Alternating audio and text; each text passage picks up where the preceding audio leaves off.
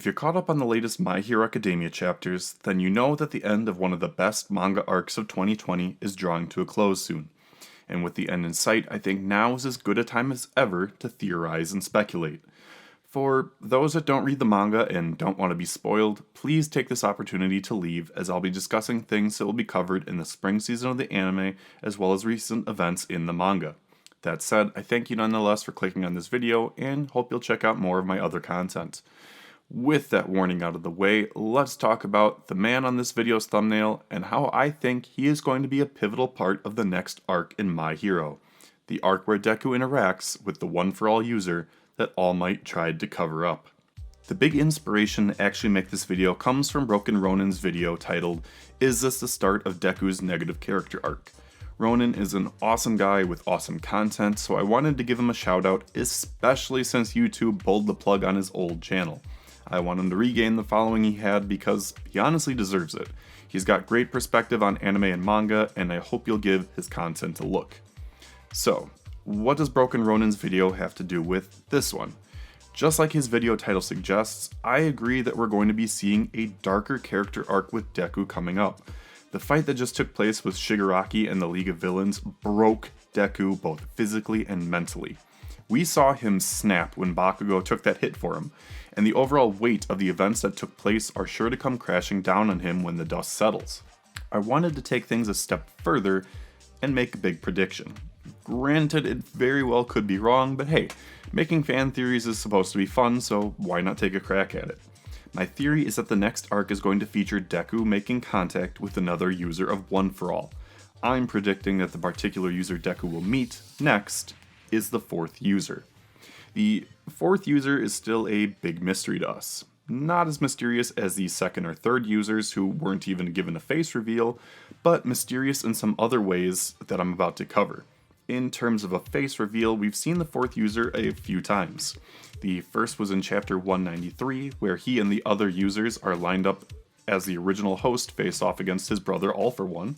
Immediately following in chapter 194, we see him and the other One For All users holding out their hands to Deku.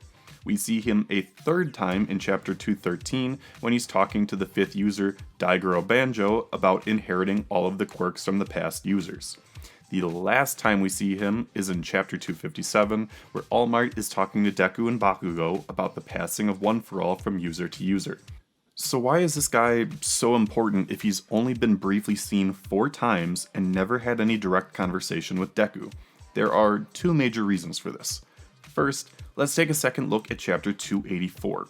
This is the chapter where Bakugo is frustrated at Deku for taking on Shigaraki alone, triggering a flashback. While Deku was working with Ochako, Sero, and Tsuyu, Bakugo had a discussion with All Might.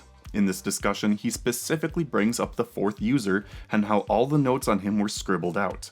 If you go back to chapter 257, this detail is consistent, which is very nice. But the potentially detailed notes that were scratched out were clearly not nice to see.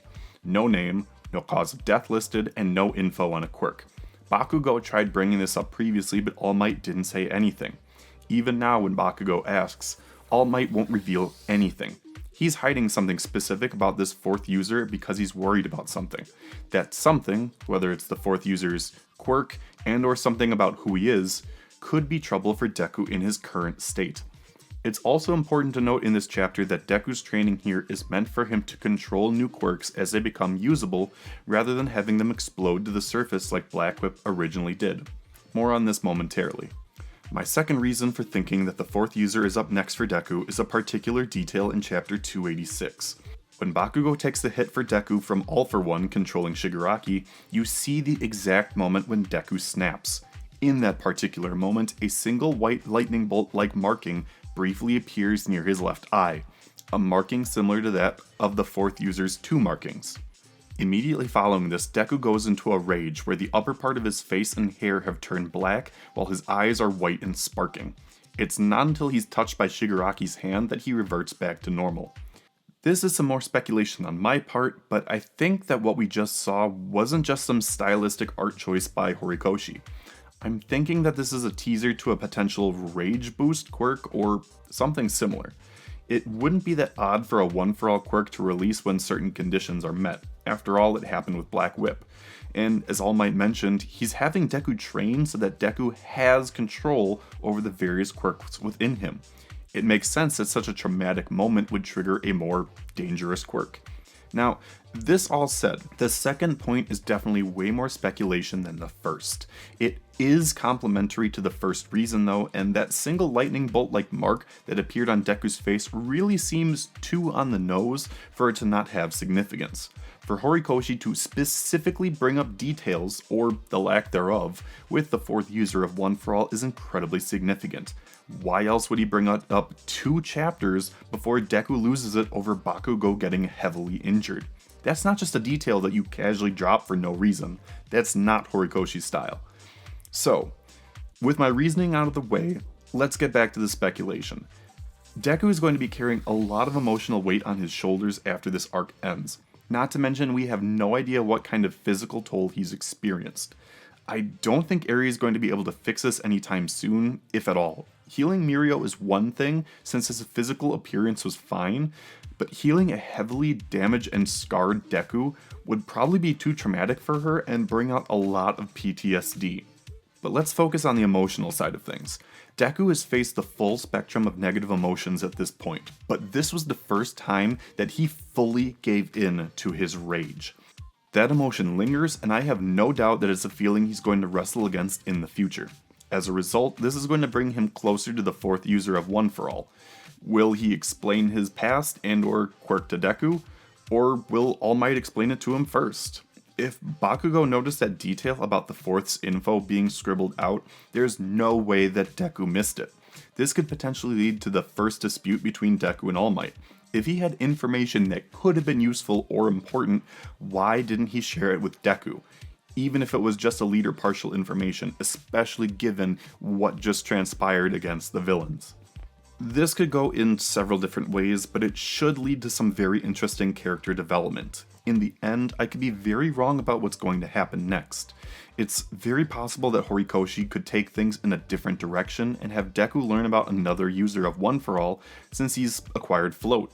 No matter what, he needs to learn another quirk after this, but the things pertaining to the fourth user stick out like a sore thumb, and that's why I think he's going to be very important moving forward. But what do you guys think? What's in store for Deku after this arc ends? Do you think that we'll have a focus on the fourth user next? What information did All Might scratch out about him? Do you think that Deku is showing signs of another One For All quirk when he snapped? I want to know what you guys are thinking in the comments down below. For now, I'm eagerly awaiting to see how this arc ends. I said it in my last Jump review, but the villains are definitely getting away in some capacity. Will all of them make it out alive? Definitely not. Their sacrifices are not over.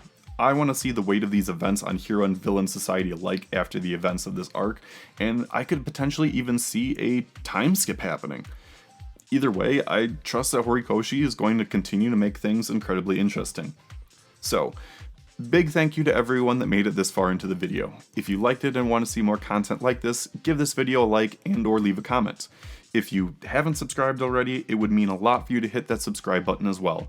And like I mentioned at the beginning of the video, please check out Broken Ronin's content and help him rebuild his channel after YouTube unfairly took away his previous one. He makes great content and he deserves a follow. So, until next time, my name is Axel Blaze, and I'm going to be over here appreciating Horikoshi's story crafting some more. That compress chapter, fire. Bye-bye everybody.